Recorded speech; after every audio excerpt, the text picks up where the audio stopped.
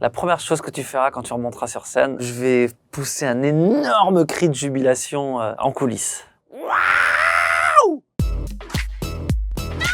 Ça fait quoi de sortir son 8e album? C'est toujours le même plaisir. Je ne ressens aucune lassitude. Je suis toujours émerveillé et ravi de faire ce métier. C'est un métier magnifique. Pourquoi centre-ville? Parce que le centre-ville, ça me rassure. Le centre-ville, c'est le bruit des klaxons, c'est les potes que j'allais rejoindre au bar du coin pour jouer au baby-foot. Et puis j'espère au printemps qu'on va tous se retrouver dans les centres-villes à prendre des coups sur des terrasses et à s'embrasser. Le jeune artiste avec qui tu aimerais faire un duo? Vianney, je l'aime bien, Vianney.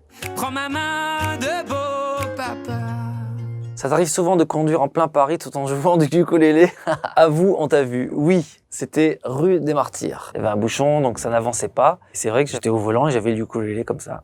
La rencontre musicale qui t'a le plus bouleversé? Oh, c'est Ennio Morricone. Quand je parle de rencontre, c'était un disque en fait. Un disque d'Ennio Morricone, mais c'était que les films français. Il y avait la musique de La Banquière, la musique de I comme Icare avec Yves Montand. Il y avait la musique du Casse. Et ça, c'est vraiment une rencontre bouleversante, ouais.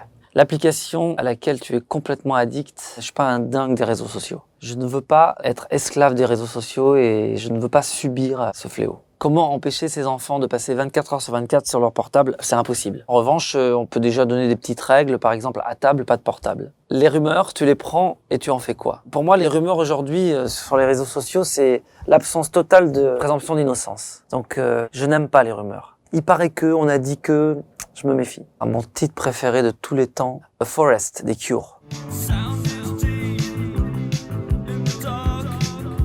Si un de tes enfants voulait se lancer dans la musique, tu lui dirais quoi? Je lui dirais de foncer. Mais en fait, on se lance pas dans la musique. Quand on est musicien dans l'âme, on n'a pas le choix. La bise, ça me manque pas tout le temps. Genre la bise du showbiz, elle me manque pas du tout, quoi. Dans ce métier où tout le monde se faisait la bise et parfois, voilà. Donc ça m'arrange vachement de faire « Salut, ça va? Salut tout le monde !»